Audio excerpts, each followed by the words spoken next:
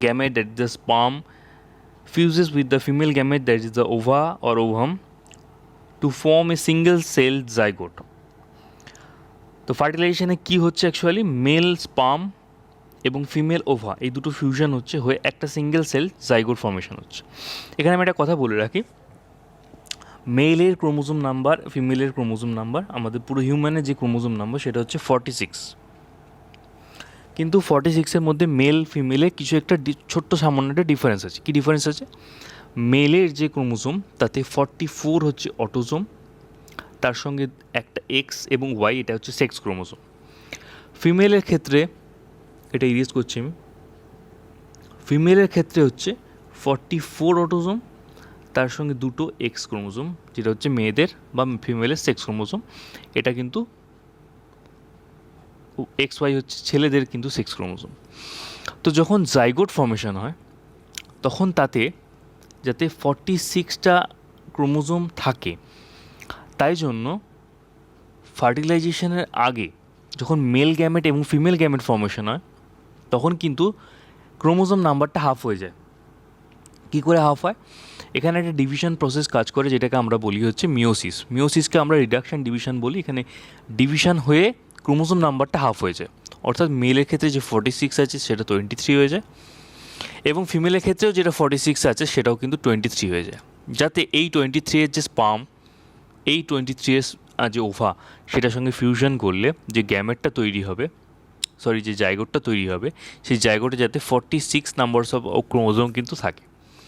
যদি এরকম না হতো, ডাইরেক্ট 46 করে এরমভাবে বাড়তে থাকতো, তাহলে ক্রোমোজোম নাম্বার কিন্তু অনেক বেড়ে যেত।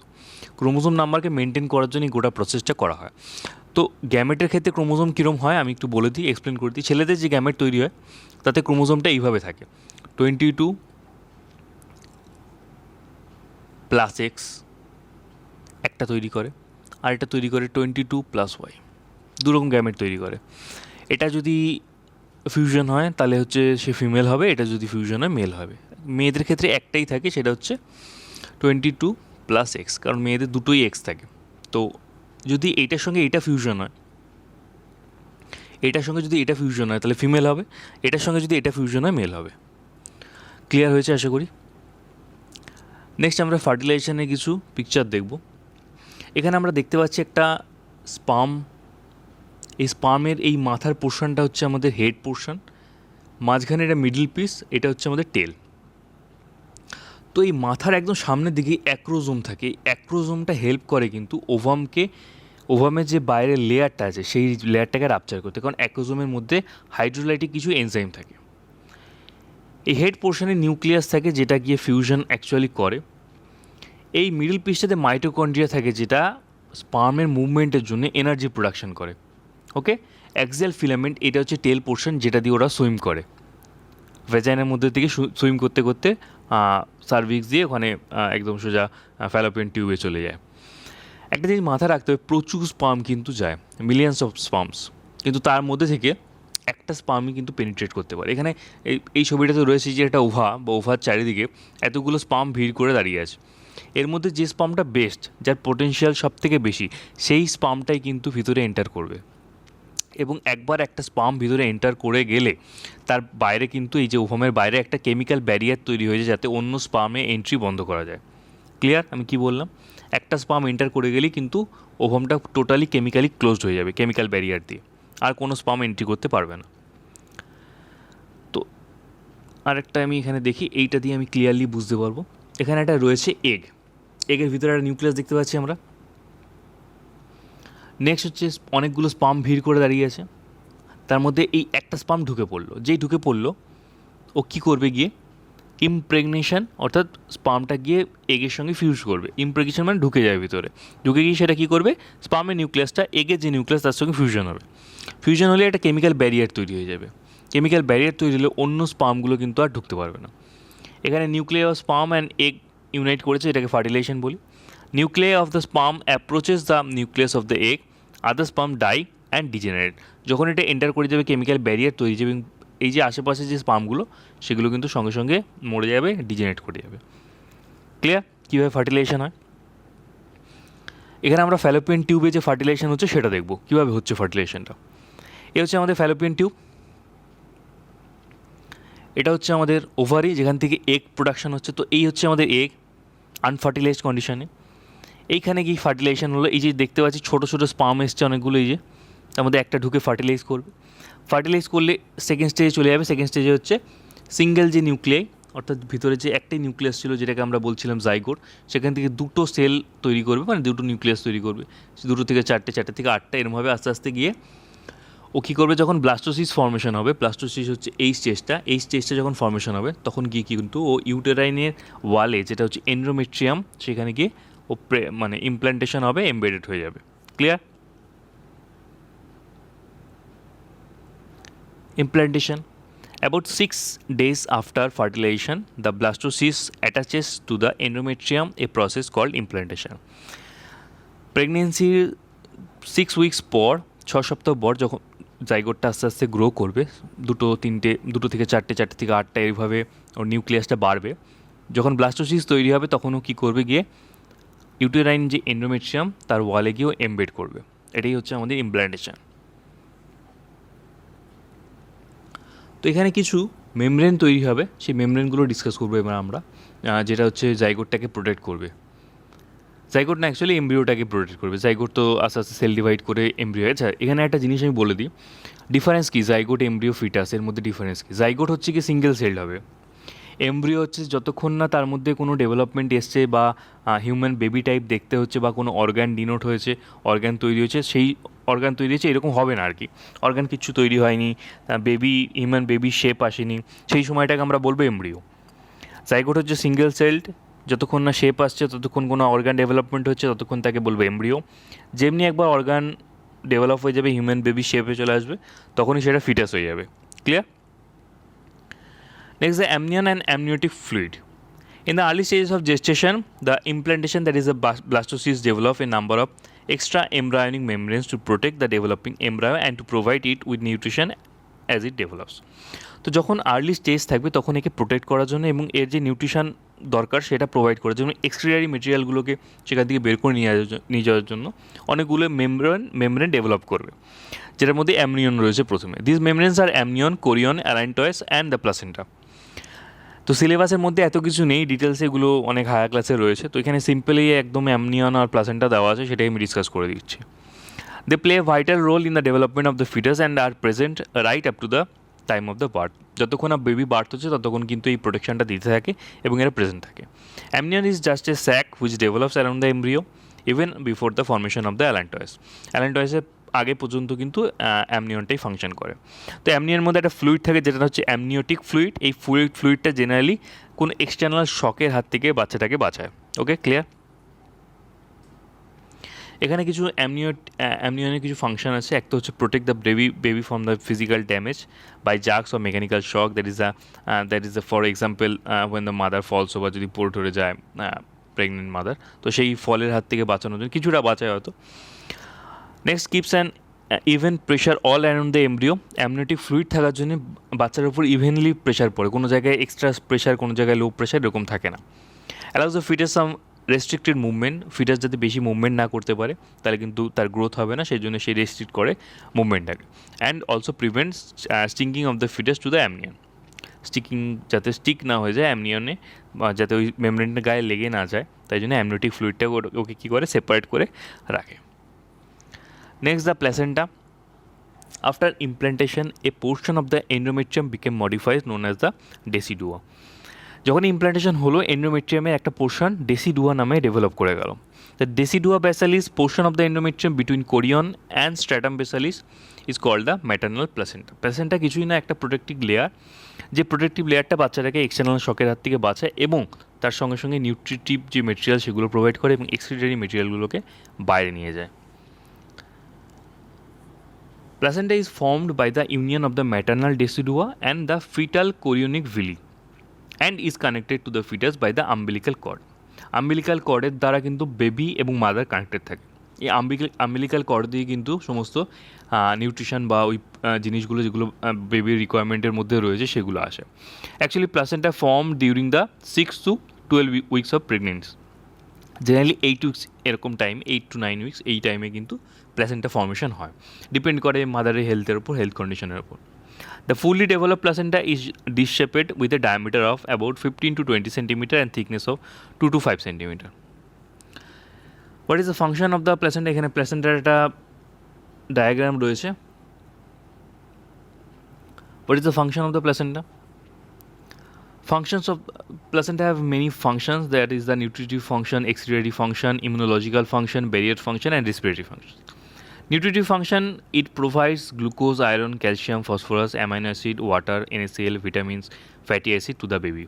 বেবির যে রিকোয়ারমেন্টগুলো রয়েছে নিউট্রিটিভ সেগুলোকে ফুলফিল করে হচ্ছে প্লাসেন্টা. প্লাসেন্টার থ্রু দিয়ে যায় আম্বিলিক্যাল কর্ডের থ্রু দিয়ে.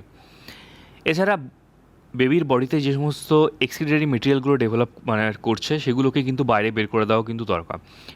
Uric acid diffuses from the foetus to the maternal blood. ফিটাসের যে ব্লাড সেখান থেকে ম্যাটার্নাল ব্লাডে এগুলো ডিফিউজ হয়, কারণ ফিটাসের ব্লাডে যদি এই সমস্ত নাইট্রোজেনাস ওয়েস্ট থাকে সেগুলো কিন্তু হার্মফুল বা পয়জনাস হবে.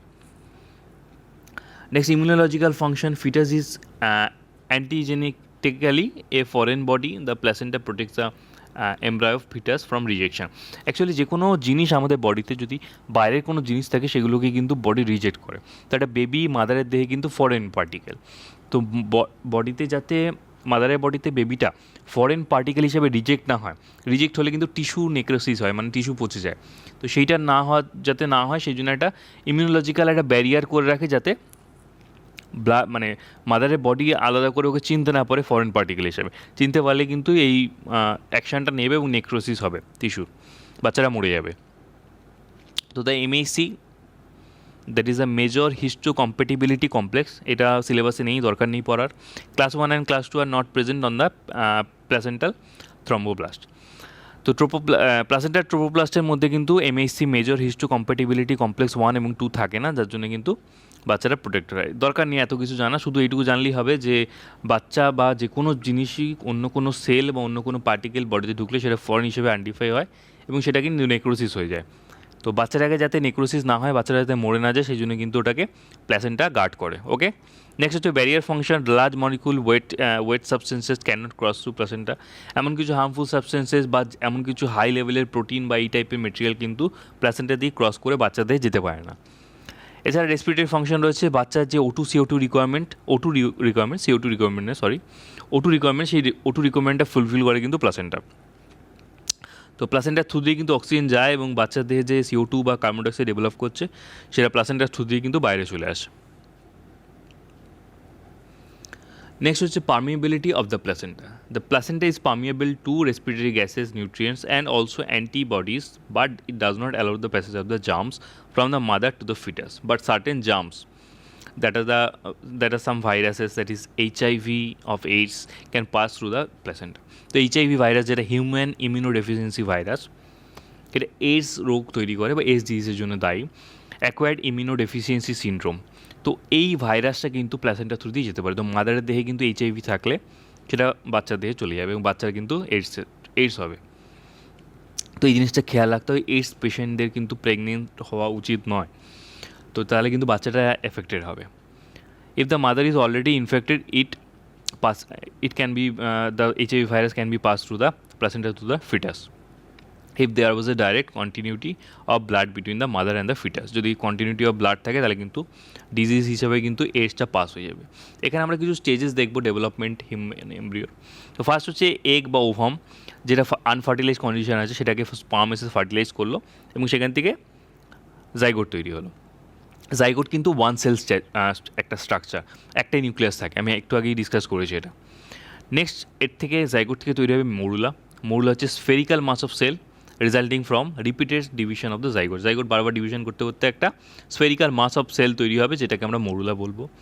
নেক্সট হচ্ছে ব্লাস্টোসিস্ট, যেটা গিয়ে অ্যাকচুয়ালি ইমপ্রেগনেটেড হচ্ছিল ইউটেরাইন ওয়ালে. তো হলো sphere of cells with a surrounding single cellular layer, that is the trophoblast, and an inner cell mass projecting from it centrally fixes into the uterine wall. এটাই কিন্তু গিয়ে এন্ডোমেট্রিয়াম যে লাইনিং আছে ইউটেরাইনের সেখানে কিন্তু এমবেড হয়. নেক্সট যখন 3 weeks হয়ে যায় embryo, a tiny organism about the size of a large pea মানে হচ্ছে গিয়ে মটরের যে দানা সেই সাইজের হয়, hardly resembles human being. Human বিইংয়ের সঙ্গে সামান্য মিল তৈরি হওয়া শুরু হয়েছে, সেই সময় সেটাকে আমরা এমব্রিও বলছি। যতক্ষণ না পুরোপুরি ডেভেলপ হচ্ছে, পুরোপুরি হিউম্যান বেবি শেপে আসছে, ততক্ষণ সেটাকে ফিটাস বলা যাবে না, একটু আগে ডিসকাস করেছি আমি। যখন 5 উইক্সে চলে যাচ্ছে অ্যাডভান্স এমব্রিও বলবো এটাকে, যেখানে হার্ট, ব্লাড ভেসেল এইগুলো ফর্মেশন হয়েছে, কিন্তু কোনো লিম্ব তৈরি হয়নি, অ্যাপেন্ডিজেস কিছু নেই, হাত পা তৈরি হয়নি। নেক্সট ফিটাস কখন বলবো? 8 উইক্সে বলতে পারবো, যখন লিম্ব অ্যাপিয়ার করবে এবং সাম রিজেম্বলেন্স উইথ দ্য আলটিমেট হিউম্যান বিইংয়ের সঙ্গে যখন মিল পাওয়া যাবে, তখন কিন্তু সেটাকে আমরা ফিটাস বলবো।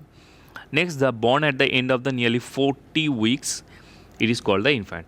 40 উইক্স পরে যখন বর্ন হবে তখন আমরা ইনফ্যান্ট বলবো। তো স্টেজগুলো বোঝা গেল। জাইগোট হচ্ছে সিঙ্গেল সেল। নেক্সট, ব্লাস্টোসিস্ট যখন তৈরি হবে, স্পিয়ার অফ সেল তৈরি হয়েছে, যেখানে আমাদের যেটা গিয়ে ইউটেরাইন ওয়ালে এন্ডোমেট্রিয়ামে এমবেডেড হচ্ছে।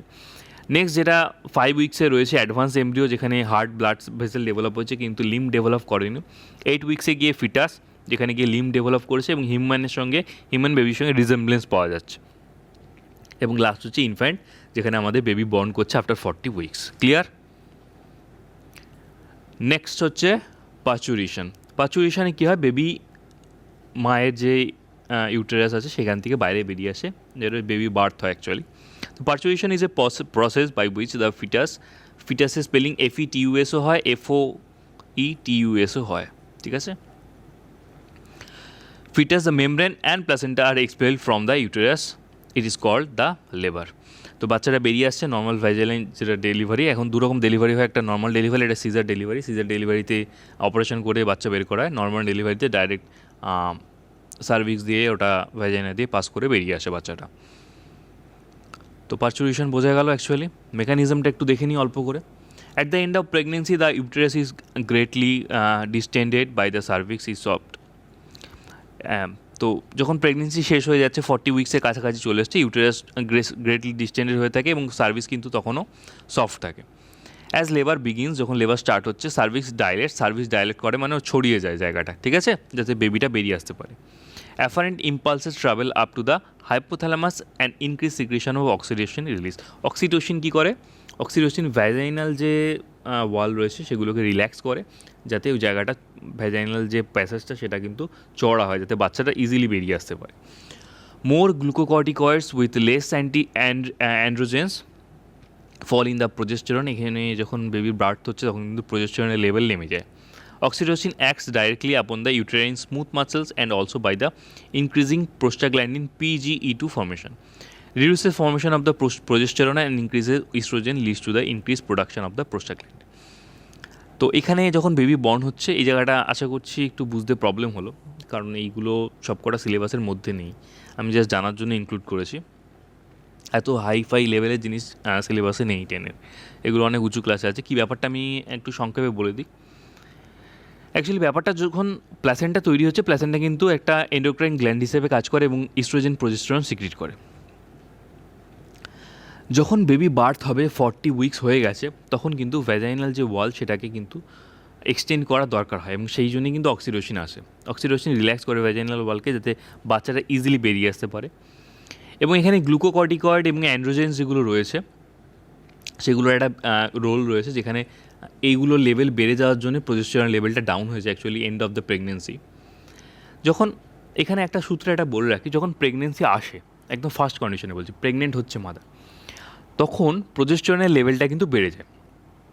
এবং এই যে প্রেগনেন্সি টেস্ট কিটগুলো আসে, সেই প্রেগনেন্সি টেস্ট কিটের মধ্যে কিন্তু এই প্রোজেস্টেরনের যে লেভেল এটাকে চেক করা হয়। যে প্রেগনেন্সি টেস্ট কিটে বোঝা যায় যে অ্যাকচুয়ালি ওমেনটা প্রেগনেন্ট কি না, তো এটা কিন্তু প্রোজেস্টেরনকেই টেস্ট করা হয় অ্যাকচুয়ালি।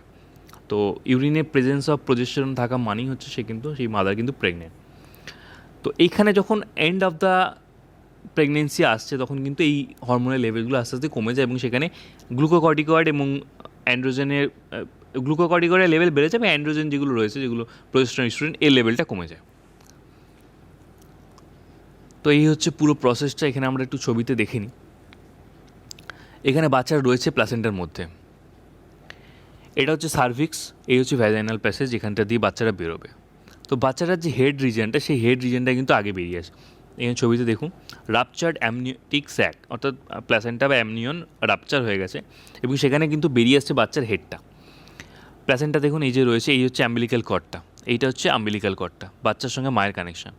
এটা কিন্তু আস্তে আস্তে এইভাবে বেরিয়ে আসবে, ঠিক আছে, অ্যাম্বিলিক্যাল কর্ডটা সমেত বেরিয়ে আসবে, পরে সেটাকে কাট করে দেওয়া হয়। এই হচ্ছে বেবি বার্থ হয়েছে, আম্বিলিক্যাল কর্ড এখনও ইনট্যাক্ট আছে, এখনও কাটা হয়নি, এটাকে পরে রিমুভ করে দেওয়া হয়। এখানে একটা খুব ইম্পর্টেন্ট জিনিস বলে রাখি, এটা হয়তো অনেকেই জানে না, সিলেবাসের মধ্যেও নেই। এই আম্বিলিক্যাল কর্ডের মধ্যে এক ধরনের সেল পাওয়া যায় যেটাকে বলা হয় স্টেম সেল। এই স্টেম সেল কিন্তু এখন অনেকে প্রিজার্ভ করে রাখে। স্টেম সেল প্রিজার্ভ করে রাখলে কী সুবিধা, বডির কোনো অর্গানে যদি কোনো রকম সমস্যা দেখা দেয় পরে, হার্টে ব্লকেজ বা হার্টে ফুটো টাইপের এই জিনিস, কোনো অর্গান ভালো করে ডেভেলপ করেনি বা কোথাও ড্যামেজ হয়েছে, কিডনি ড্যামেজ, হার্ট ড্যামেজ, তো এই সমস্ত জায়গায় যে প্রবলেমগুলো তৈরি হয় সেগুলো স্টেম সেল দিয়ে মেকআপ করা যায়। স্টেম সেল হচ্ছে এমন এক ধরনের সেল যে সেলটাকে যে জায়গায় দেবো, অর্থাৎ যে প্লেসে দেবো, হার্টে দিলে সেটা হার্ট সেল হিসেবে ডেভেলপ করবে, লিভারে দিলে সেটা লিভার সেল হিসেবে ডেভেলপ করবে, কিডনিতে দিলে কিডনি সেল হিসেবে ডেভেলপ করবে। তো স্টেম সেলকে এখন প্রিজার্ভ করে রাখা হয়, এটুকুই জানার দরকার আছে, এর বেশি জানার দরকার নেই। স্টেম সেল অনেক বড় একটা গোটা চ্যাপ্টার হয় স্টেম সেল নিয়ে, আমি সেটি সব দিকে যাচ্ছি না, মোটামুটি এই জিনিসটা বলে রাখলাম যে আম্বিলিক্যাল কর্ড থেকে স্টেম সেল প্রিজার্ভ করে রাখা যায়। তো এখানেই শেষ হচ্ছে আজকের পুরো chapter pregnancy and parturition. Hope you like the video. If you like the video, please hit the like button. If there is any question, you can comment in the comment section. Please share the video with your friends. If you are new to our channel, please subscribe our channel. That's all for today. Goodbye.